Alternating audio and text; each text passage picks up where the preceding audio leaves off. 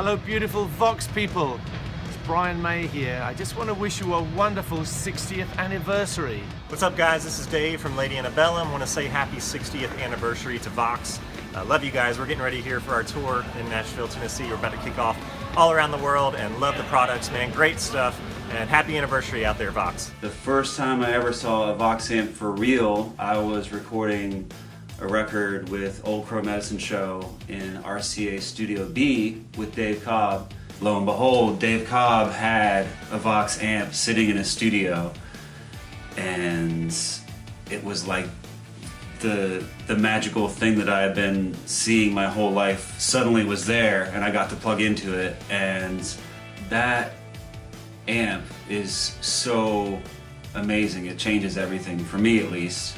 I bought my first Vox in 1988 when we started to make a little bit of money, and I went down to 48th Street and bought an AC30, and I couldn't wait to get it home, and I got it home and plugged it in, and it was just like so exciting and just an awesome experience for me. And every Anthrax record from then on was written from that Vox, that AC30.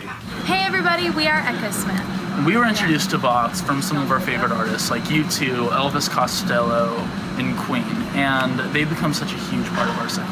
And we're so happy to be using it every day on stage, but we just wanted to say happy 60th anniversary to Vox. Mwah. So I've been using AC30s for a long time. Back in the Guns N' Roses days when I was trying to set my sound apart from Slash, he was a Les Paul Marshall guy, so I was a Les Paul Vox guy. Turn the bass knob just down a little bit and suddenly that mid-range just came blasting. The sustain, of course I turned it on 10, which is where they need to be. And I had that sound, and to this day, that's really what I've been using, this AC30s on 10 with the bass turned down a little bit. Thanks so much for 6 decades of the most amazing tones in rock music and so much great music. I love the fact that everything in their brand, you can count on it having that voice. It doesn't matter what you pick out of the line. It doesn't matter if it's hand-wired or if it's not hand-wired. It doesn't matter what size speaker it is. It doesn't matter how many watts. You're always gonna get what you want.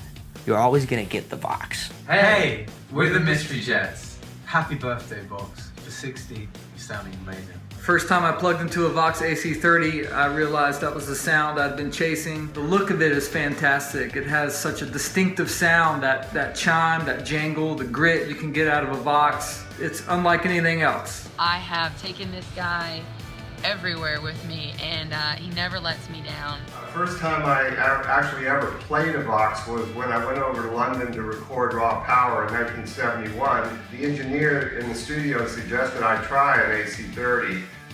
So he brought one in, and it just completely has defined my sound ever since. I remember in 6th grade, I got turned on to the Beatles like most young musicians do and started digging deeper, and I just kept seeing Voxes on the stage with all that old footage, and I knew that was the amp I had to get, so kind of changed my life right there. So thank you for everything. Happy 60th. Here's to 100 more. Hi, I'm Jimmy Vivino. I want to say happy anniversary to Vox amplifiers and tell a little bit about Vox amplifiers. I don't have to say anything because we've all heard them.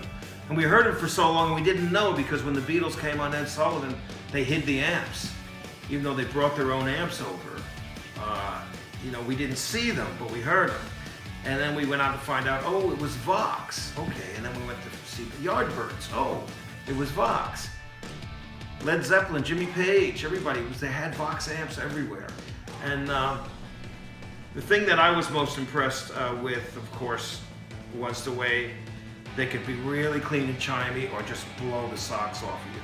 And going over to England and playing Liverpool a couple of times, I realized that, or I thought, they sounded better over there. But not true. First time I saw a Vox, I was like, gosh, that amp is wearing a tuxedo. It's like, that's a classy looking amp. And you know, I thought, one day I will play a Vox. And I'm not often, you know, someone that predicts the future. But fortunately, the good folks at Vox made that happen for me. And I couldn't be happier. And I have a special guest in this video to kind of cap this off. Happy anniversary, Vox. That's Rachel Price. And then I plugged into the VOX amp just to see what the difference was, because they were side by side. I plugged in and I thought, whoa, wait a minute. It was probably the first amp I actually heard ever, because my first memories were listening to my dad's vinyl records of, records like Abbey Road, and, all the early Beatles stuff, and that's all VOX. And so that amazing, clean, piano-like, compressed, bell-like sound is what I attribute guitar to, even to this day. God bless you all. God bless VOX, and may we go forward together.